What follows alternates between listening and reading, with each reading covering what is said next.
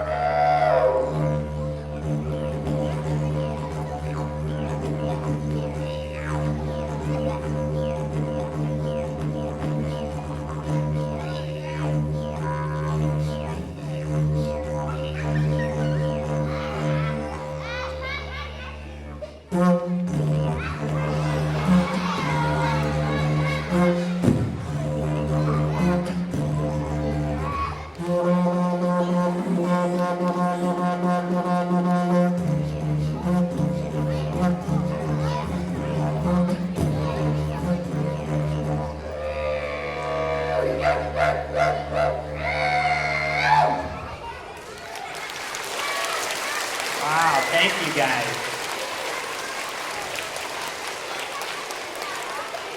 So as you guys can hear, there's a lot of different sounds that go into the didgeridoo. And did you notice there's no buttons on it? There's no keys. There's no holes except on both ends. So let's talk a little bit about how the didgeridoo sounds are made. Now, I heard some of you play wind instruments. Some of you play trumpet, flute, saxophone, clarinet, recorder, and this is a wind instrument too. And it's most closely related in the Western instrument family to the trombone and the tuba, because to get the basic sound, anyone know how to make the sound on those instruments? You go like this. Buzz your lips. So let's all try that together. We're going to take a deep, deep breath. And everyone buzz the lips really loose. Nice. All right. So once you do that, all you have to do is put your lips up to the tube. I'm going to wait till everyone's quiet. And then you go.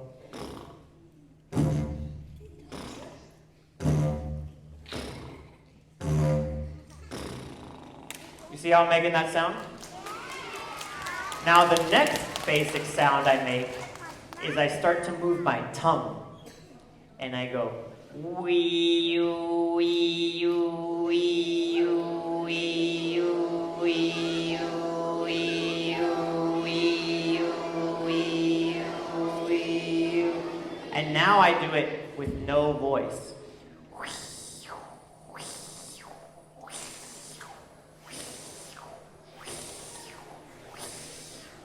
And now I do it together. with what was the first step? Buzzing the lips. Can you hear me doing the tongue and the lips together? So if I move my tongue, this is what that sounds like.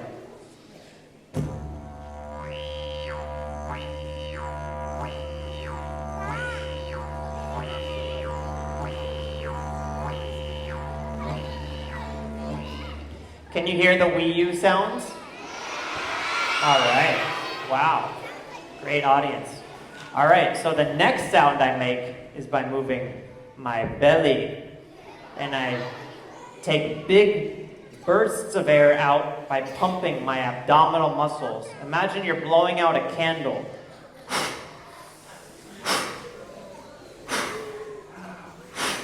I want to see your belly push in. So if I do that in the didgeridoo, while I'm buzzing my lips, of course, I get this effect.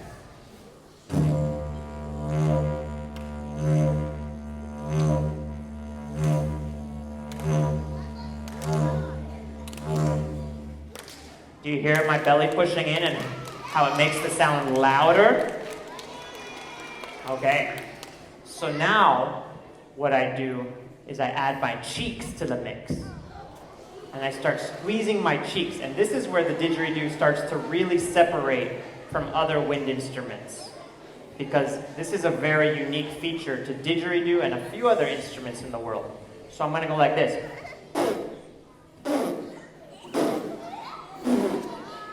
So let me see everyone fill your cheeks with air and squeeze it out.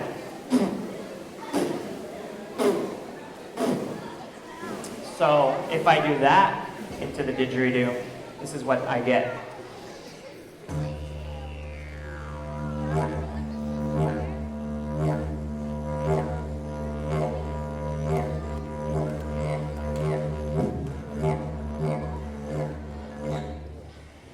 Now if I want to get very fast rhythms, I combine my abdominal muscles and my cheeks. And then I can start going.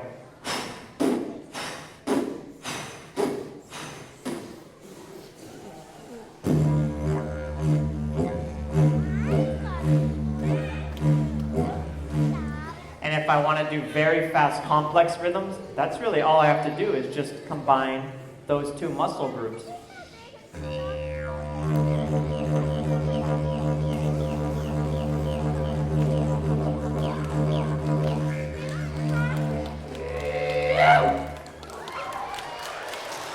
So how did I get that sound at the end?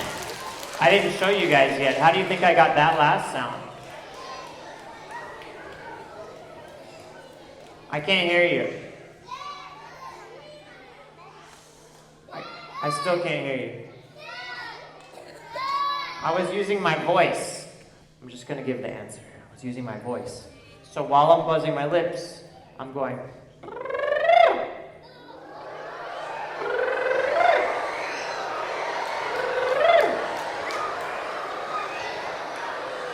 You guys want to hear it through the didgeridoo again? Okay, we'll do it again.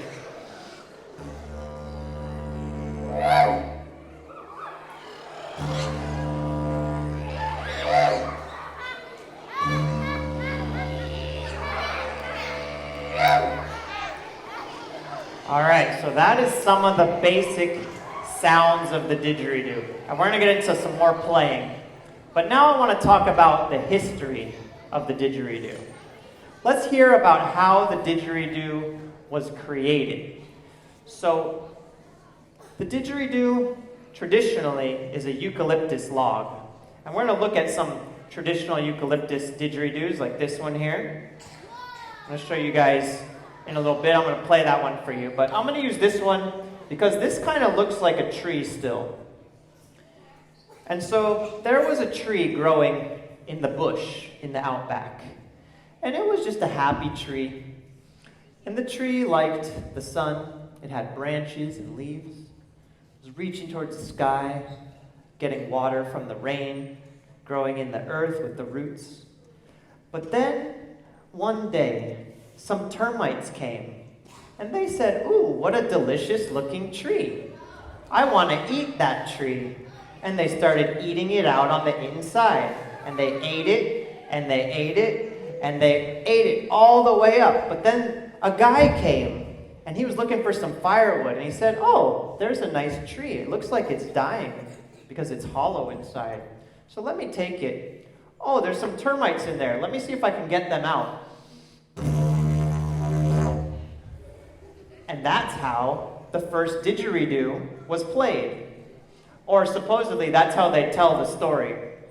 So, yes, there was termites that eat out the inside of these tree trunks of eucalyptus. And that's where we get the hollowed out shape of the didgeridoo. And that's how I said, remember, that these are made completely in nature. So again, someone's looking for some firewood, wants to get the termites out, gives it a little blow.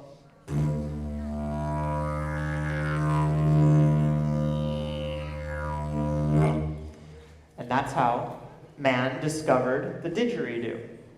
Now, this is one story which was told to me by Lewis Burns, who's actually an Aboriginal man. He's one of my didgeridoo teachers who lives in Australia. And this is one of the stories they tell. So that's a little bit about the history. Now, we can also look at some other didgeridoos here. Because, like I said, they're made of many different materials. So this one is eucalyptus, and it's much heavier. And this one actually was eaten out by termites. You can see there's some very irregular tracks in here. The termites make tracks. So every didgeridoo sounds unique. I'm going to play into this microphone.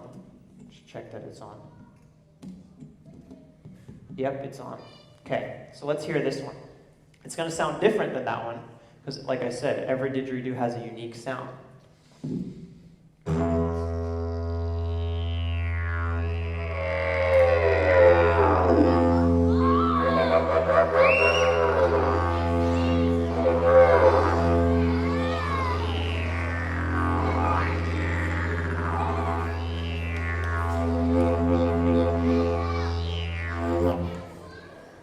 And another thing I wanted to show you guys about these didgeridoos that's really cool is the Aboriginal ones have these very traditional paintings on them, and they use oftentimes a clay called ochre.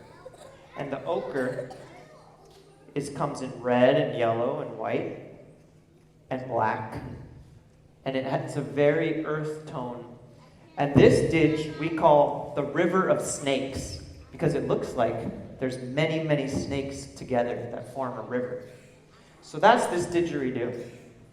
Now I'm going to show you a more modern didgeridoo. Look at this one. This one's cool colors, and not only that, it has a slide. So you can change the key like a trombone. So if I want to go play with some musicians, and they say, your didgeridoo's in C, but we're playing in D, all I have to say is, oh, let me just take my slide out, and I can meet your key. Because most didgeridoos only play in one key, based on how long they are, how wide the bell is, how small the mouthpiece is, etc. But now I'm going to demonstrate playing while sliding the didgeridoo.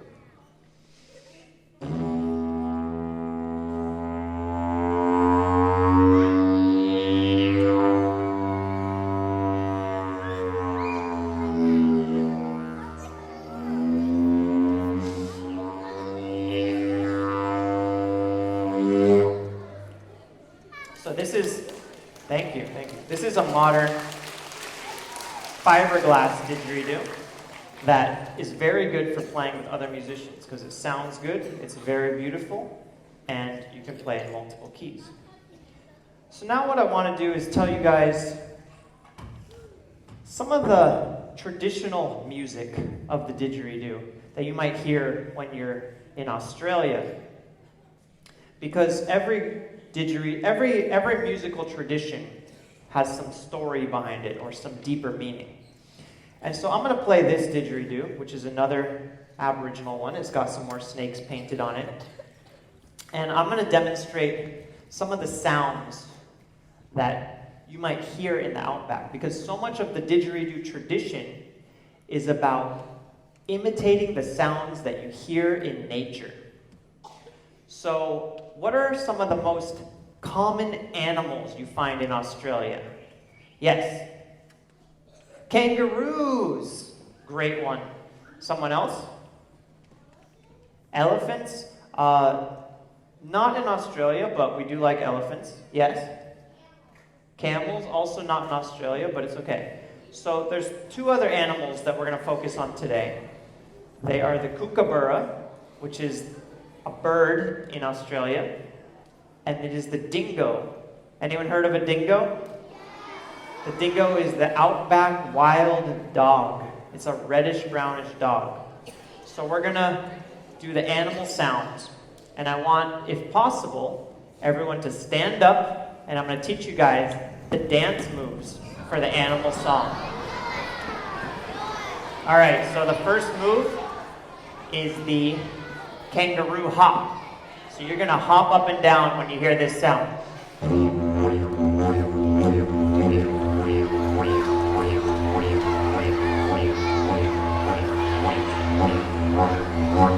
All right, great. The second one is the kookaburra wing flap.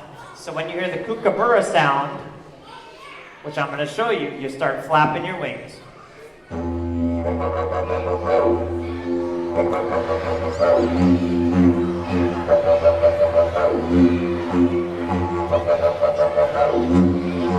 All right, good job with the wing flapping. And the third one, like I said, is the dingo. And the dingo, you're going to howl. You're going to howl and you're going to bounce your knees. So here's your cue for the dingo. This is what the dingo sound is on the didgeridoo. And I want to see you howling and bouncing your knees, because you got to keep moving, okay? So this is called the Outback Dance. Everybody ready? Oh, and then, sorry, I forgot one more move. When I just go to a straight tone, everybody just come down low. I want you to hold your hands up, like you're surfing, kind of. So when I do this is the come down low. All right, everybody ready to do the Outback Dance? Here we go.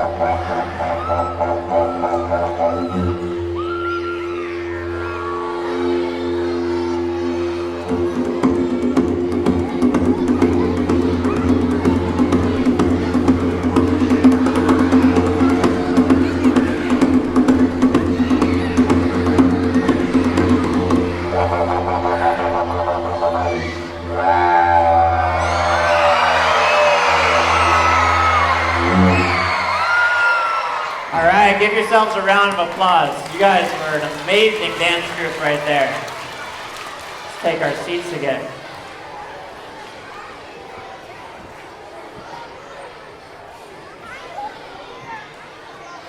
Now, I want to explain a little bit about how you get a different sound on the didgeridoo when you're making a didgeridoo, because a lot of you are going to be making didgeridoos today. And one of the most basic principles of acoustics, if you start studying science, you're going to learn this. Basically, the longer the tube is, the lower the pitch is going to be. So I want to demonstrate that. I'm going to do a very long one, and I'm going to do a short one. And you tell me which one is low and which one is high. So I'm going to start with the long one.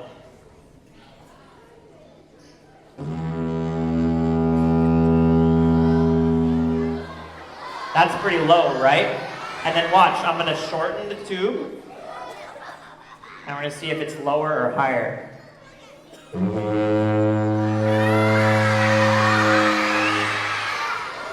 Again, low.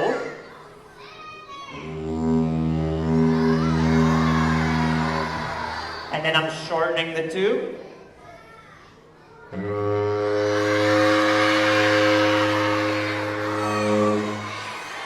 All right.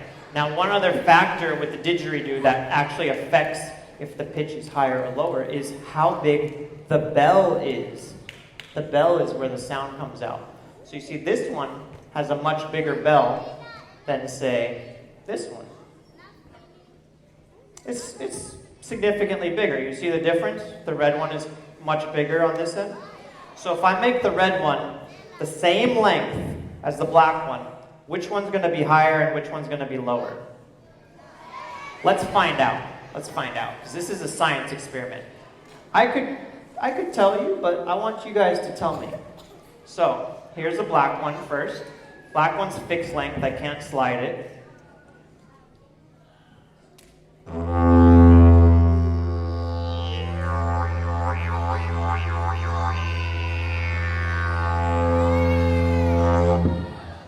Alright, and then I'm going to make this red one the exact same length, right there.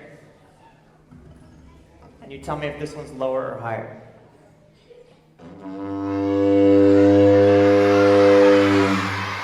The red one is higher. So what does that mean about the bell? That means the bell, if it's bigger, makes the pitch higher. So this is acoustic design. If you guys ever are interested in learning how instrument building works, look up instrument acoustics. All right.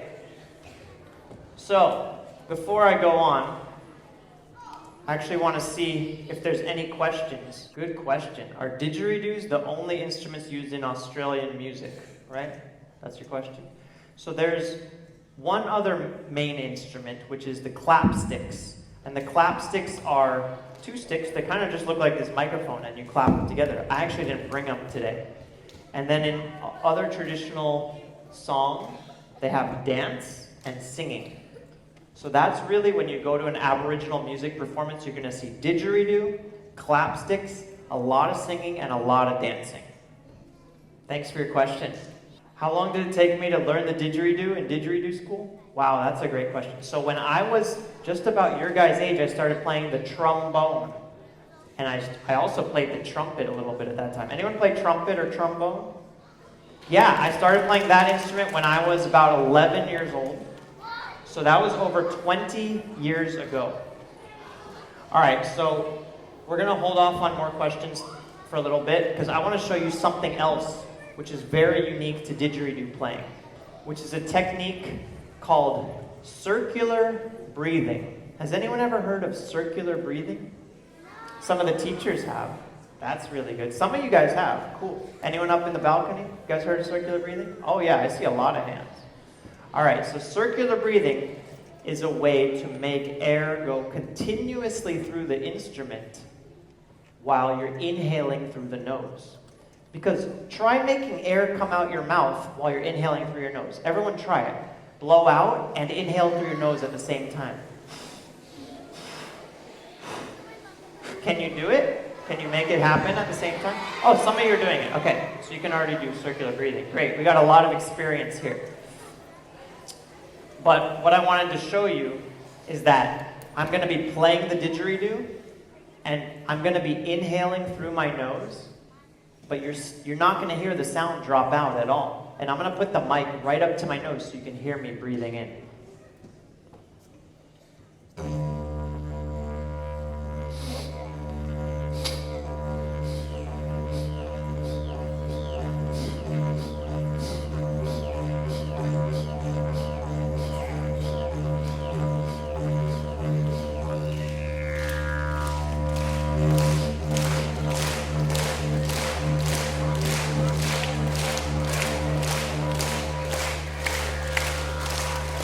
Wow, you guys give me a lot of good energy. Thank you for those claps. So could you hear how I was breathing in, but the sound didn't come out?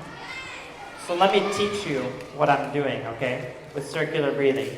With circular breathing, I'm squeezing air out with my cheeks like this, like we did in the beginning.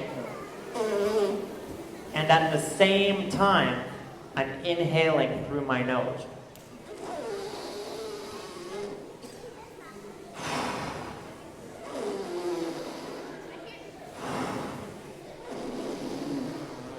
You guys see how I'm doing that?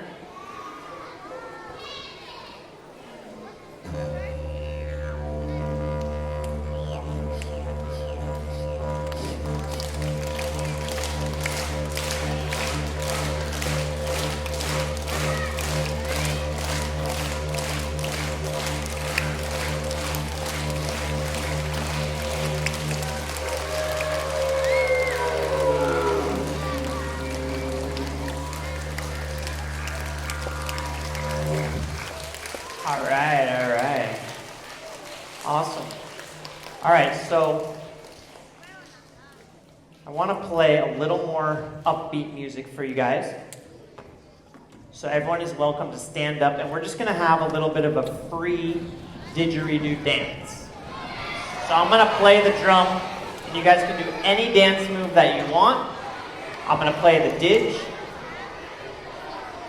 And let's just all make sure to respect everyone's space, okay? Try not to bump into people. Just dance and enjoy. Here we go. Ready?